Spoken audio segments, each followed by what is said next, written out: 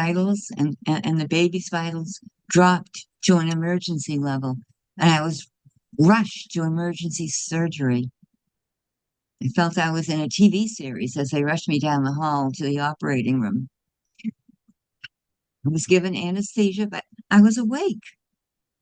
The doctor slashed me open, and out came an 8 pound, 11 ounce baby boy. Considering that I was 5'2" and 107 pounds, this was quite a feat. I was totally isolated at the time. My husband was working out of town. My parents did not even come to see me until Ian was 3 months old. It was really horrible that my parents did not come to see the birth of their grandchild. My father, he died of hepatitis. He was admitted to the hospital and was diagnosed with hepatitis from eating raw fish. Yeah, he loved oysters. He died the next day. How crazy. My marriage became a house of horrors. I was living in Aspen with a husband who was not paying attention to me. We lived in a ski lodge with my 6 month old son and no refrigerator or stove. Turns out that my husband was cheating on me. I confronted him, told him that Ian and I were leaving and he could care less. We went by plane to New York, taking my son's crib with us because I wanted him to feel comfortable. I stayed with my mother in her apartment on Manhattan's East Side. After I was there for 6 months, she announced that she was selling the apartment and moving her home to Florida. There I was with my infant child, no place to live. My aunt, my father's sister, offered to let me stay with her temporarily, but I was fortunate and was so grateful that my friend Linda offered to let me stay with her and her family in their small 2 bedroom apartment. Ian slept in the same room as their son, who was the same age as Ian, and I slept on the couch. Still, Linda and I had a great time with the kids making tie-dye t-shirts and pajamas. And I needed to find my own place, and I had no money. So, resourceful me, Ian and I went on welfare. Can you imagine a girl from Scarsdale applying for welfare? I felt so small, degraded, but I had no choice. Amazingly, I was able to fill out the paperwork and get food stamps. And get this, I received an allotment for housing.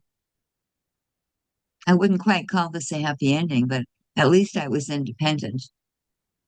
Little did I know what would happen later. My mother, as I mentioned, was living in Florida, and it turned out that she overdosed twice. She refused to go for help, and it finally happened that she fell asleep in bed with a cigarette and suffered fourth-degree burns. She had to be medevac to a larger hospital, and it was there that she died. I hate to say this, but I was actually relieved. I hoped that by eliminating this toxic parent, it would improve my life. My mother's condominium burned to the ground. A beloved oil painting of me when I was 3 years old and had to sit for the artist for 2 hours was lost. I was devastated. I was 32 years old. How can I skip what happened to my 9.5-year-old son? I was working at Gianfranco Ruffini, an Italian designer, developing a boys' activewear line. But I had a strange feeling that something had happened. It was snowing very hard, and I told the office I had to go home. When I got home, Ian's friend and our housekeeper, who came every day to watch Ian after school till I got home from work, they were there, but there was no Ian. I told Ian's friend and my housekeeper, go home. I called a lawyer friend and told him something must have happened to Ian and could he call the police to check. He could not find any information, but came to stay with me. Shortly after, there was a loud pounding at my door. It was it was the police, and they came to report that Ian had been hit by a truck and died. I broke down. I was numb. I don't remember much after that. Ian's death was reported in all the nightly news shows as it was the first tragic death in a record-breaking 16-inch snowfall. This was February 11th, 1983. I received over 500 letters from friends, people I had worked with, Ian's schoolmates, mothers, and people I'd never met. This helped to heal my wrenched gut. I quote one letter. I was present just after your son's tragic accident. Everybody protected his body by forming a circle around him. Many took off their jackets to cover him. There was a sacredness in the gathering, a protective silence only broken by tears. Ian's face was peaceful, and there was no sign of pain. I had to let you know that there was a circle of love around your son. He was not alone. Also, a poem which evoked great emotion was written by a young friend of Ian's and was published in our local newspaper. I wish I could be in a boxing match with the driver who killed my friend, Ian. I wish I could hit him until he falls down. I wish he would be punished for taking away my friend, Ian. After processing all that transpired, finding out that the police would not press charges, I decided to become politically active and pursue ways to stop red light runners and changing the minimum fine for offenders. The fine was $25 for running a red light.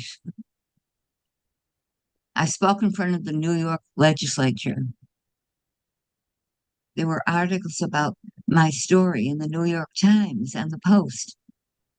The Post article titled Stopping Red Light Jumpers ended by saying, perhaps red light jumpers should be forced to meet mothers like Marcia Gilbert of Manhattan, whose 9-year-old son was struck down by a speeding truck and has dedicated herself to a crusade against offenders. To this day, I often think of the tragic day of February 11th. I let myself feel the loss of my son over and over, although, thank goodness, I feel I have processed the event as best I can. On a side note, I worked very hard to support Ian and myself. I became successful in the men's apparel business. I was vice president at Cacharel Men's, Yves Saint Laurent, jeans, Speedo, men's swimwear, tees, and Ruffini. I followed up my fashion days working at Baruch College. See you on what? At Baruch, I walked, wait a minute. I worked with disabled students and veterans, helping them get internships and jobs. You know, I wanted to tell my story for many years. It's so bizarre. And I feel that there is a message there, but I would only write this if there was a happy ending. I deserve that, didn't I? So I can now announce that there is a happy ending. Finally, being with my soulmate. Maybe it was worth going through all of that hell. Otherwise, I might never have met Paul, my one and only.